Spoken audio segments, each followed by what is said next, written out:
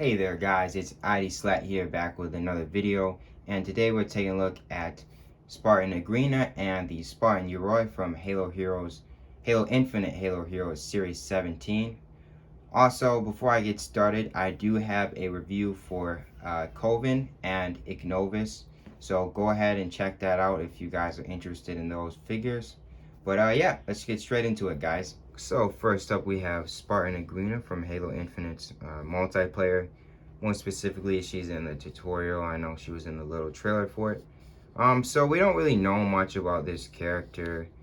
We just kind of get a few cutscenes with her, and then she's one of the announcers for Big Team Battle. I think as far as her armor goes, she's definitely a very unique and cool looking Spartan. I love the color scheme here.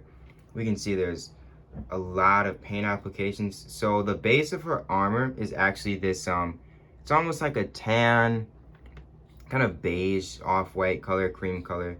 And then they paint on these almost gray but not quite grayish blue parts.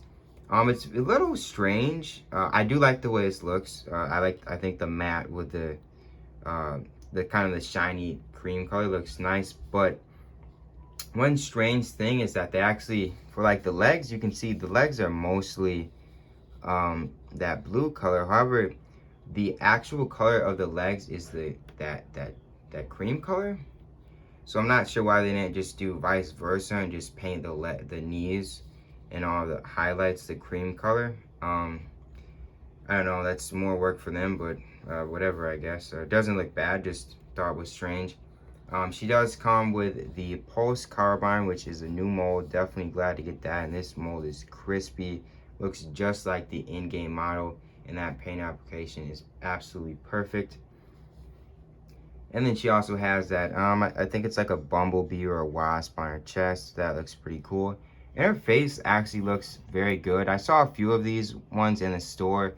A couple of them had kind of janky eyes, but overall the quality on them looked pretty decent. Of course, I obviously chose the best one. But yeah, this is a very, very good looking figure. And then she also comes with that stand, just has the UNSC logo and then says her name. But yeah, other than that, very, very good looking figure. And she also does have, she has some sort of paint application on her groin area. I'm not really sure what that is. Honestly, if you guys know, let me know in the comments. But it's very hard to see, so I honestly couldn't tell you what that is. And of course, this is a Spartan, so she does indeed have her actual helmet. I'm not sure what the name of this helmet is, but it is a brand new mold. We do not have access to this in game. We only see it on Agryna.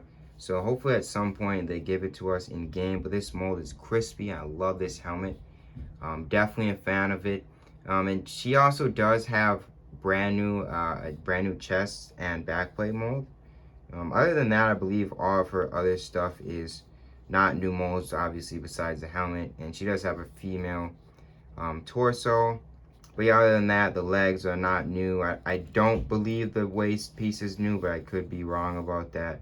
But yeah, overall, very, very good looking figure. I'm definitely a fan of this one. So next we have probably one of the most highly sought after figures in this series, the Fracture Spartan Yoroi. This is of course in the non-canon multiplayer events. Very, very good looking figure. I am actually not a fan of this armor in game, but I will say in mega form, this looks great. They come with this energy sword in this really cool, almost baby blue color. Has a little bit of a marbling effect, or maybe mine just a little busted there, you can see in the middle, but definitely like that color. No paint application on the handle, which is fine. One thing you'll notice with this figure, and no, this is not a fake version. I did get this in store at Meijer. How do I say it? The forearms and the head are actually translucent, and you can see that. You can see that towards the top right there. You can see. Why did they make this figure translucent? Honestly, I have no clue. I'm really not a fan of that. When I have mine on display, the sunlight shines and you can see it almost glowing, and it just looks really goofy. So I don't really like that.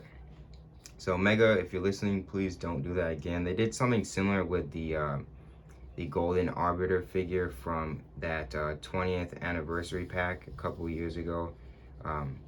So yeah, please try not to make a habit of doing that mega. Like you can see like the peg holes for the hands a little bit, and I don't like that. Other than that though, fantastic figure. Pretty much brand new molds. I'm not sure if the wrists are new molds, but they might be. Obviously the shoulders, chest, helmet, this kind of skirt piece we have here. Oop, bumped into that a bit. The skirt piece is a new mold. The feet are obviously a new mold. Yeah, pretty much brand new figure in terms of molds, and he does come with that katana. I can give you guys a closer look at that in a second.